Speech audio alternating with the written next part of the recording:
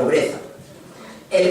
Ha generado un enorme crecimiento económico y ha reducido brutalmente las desigualdades sociales. Pero para conseguir este objetivo, lo primero que tuvo que hacer Lula fue cortar amarras con el Fondo Monetario Internacional y el chantaje de Washington. Lo que hizo fue liquidar su deuda con ellos. Para eso lo que hizo fue contratar unos créditos nuevos en unas condiciones mucho más ventajosas para Brasil con China y con Rusia, en condiciones, ya digo, mucho más ventajosas. Al pagarle la deuda al FMI de golpe, les señaló diplomáticamente la puerta de salida y les advirtió que no quería volver a ver ni una sola delegación del Fondo Monetario Internacional en la sede de Brasil.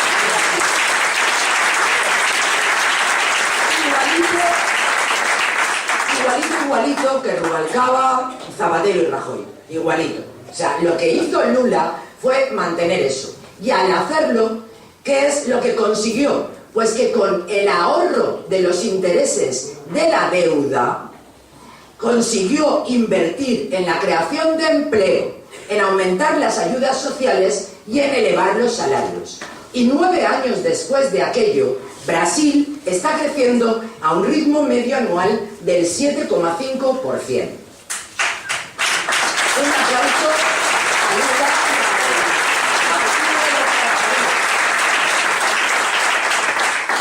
Pero no nos equivoquemos, no son solo gigantes como Brasil, China o la India. En Ecuador, cuando Rafael Correa llegó a la presidencia, convocó a los acreedores de la deuda. Amenazó con declarar deuda odiosa buena parte de la deuda de Ecuador. No se lo inventó de él. La deuda odiosa es una figura que existe y que reconoce el derecho internacional. Se califica como deuda odiosa aquella que se ha establecido en unas condiciones de indefensión para el deudor.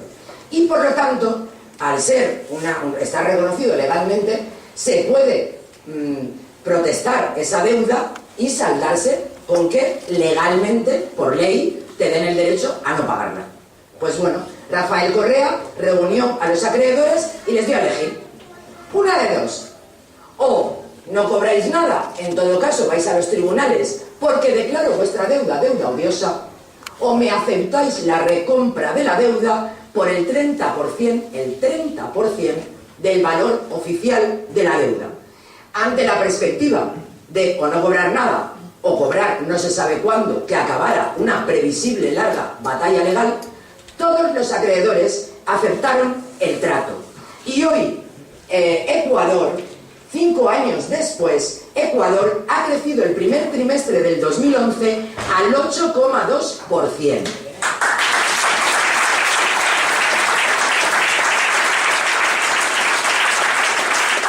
Y tampoco se nos tiene que escapar el ejemplo de Islandia, que se ha comentado anteriormente. Allí, y a través de 2 referéndums, el pueblo rechazó pagar los 3.500 millones que reclamaban bancos ingleses y holandeses. Los islandeses se mantuvieron firmes ante las presiones del Fondo Monetario Internacional y de la Unión Europea, tiraron al gobierno, nacionalizaron los bancos, han llevado a juicio al antiguo primer ministro y a muchos altos directivos de la banca, y se está redactando una nueva constitución ampliando la democracia. Y hoy Islandia, que es el dato más increíble, crece al 2,2% y no ha aplicado ni un solo recorte de su estado del bienestar.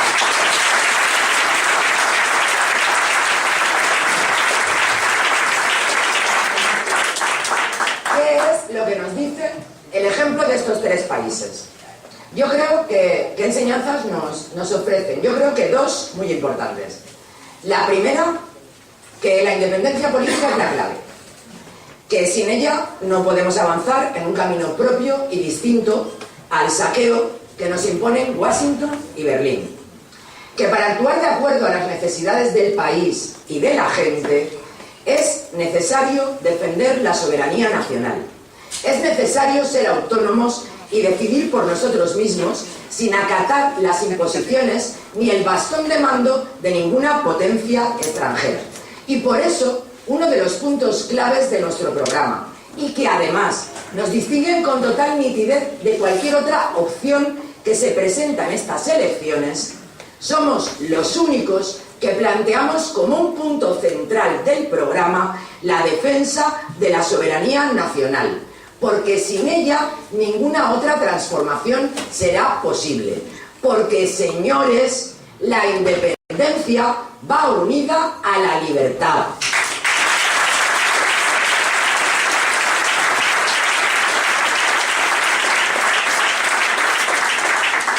Va unida a la libertad y ahora también al pan.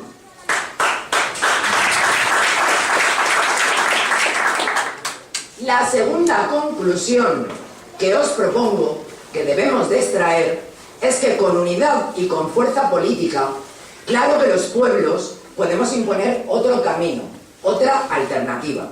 La mayoría del planeta, como hemos comentado antes, está asombrado de la transformación que ha sufrido Brasil. Brasil en los últimos 10 años ha pasado de ser un gigante enfermo de raquitismo a hablarle de tú a tú a las grandes potencias mundiales. Sin embargo, pocos conocen que desde 1989 Lula y el Partido de los Trabajadores fracasaron hasta 3 veces en su intento de llegar a la presidencia de Brasil, consiguiéndolo solo en el 4.º intento, 14 años después del primero. Fue la persistencia en defender un programa justo de redistribución de la riqueza y de soberanía nacional. Fue la determinación, elección tras elección, por ganarse el apoyo de la mayoría de la población. Y fue la voluntad política de levantar un amplio frente de unidad, en el que al final se vieron representados desde la extrema izquierda del movimiento de los sin tierra hasta el partido de centro derecha de los empresarios de Sao Paulo, lo que ha permitido a Brasil conquistar todo lo que hemos estado hablando. Ese es el camino que tenemos que seguir nosotros, el de la persistencia en el programa de redistribución, democracia y soberanía nacional, el de la determinación de ganar el apoyo del 90% de la gente que está hoy afectada por esto, el de la determinación y el de la voluntad política de formar un amplio frente de unidad para defender nuestros intereses. Yo quiero dirigirme a vosotros ahora con unas bellas palabras del poeta norteamericano Walt Whitman, y que a muchos nos sonará.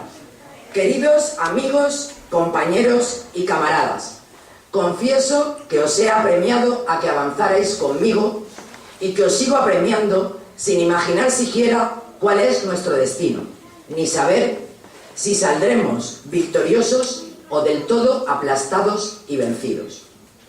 No sabemos si saldremos victoriosos, pero lo que sí sabemos es que no hay prácticamente nadie en España que no esté directamente afectado por el saqueo que nos están imponiendo desde el exterior. Sí sabemos que con un país rebajado y degradado a la 3ª división mundial, lo único que nos queda es un futuro de ver cómo aumentan el expolio. Sí sabemos que nuestros hijos y nietos no podrán disfrutar de ese futuro mejor que todos aspiramos a darles, porque hoy los derechos por los que hemos luchado varias generaciones están gravemente amenazados.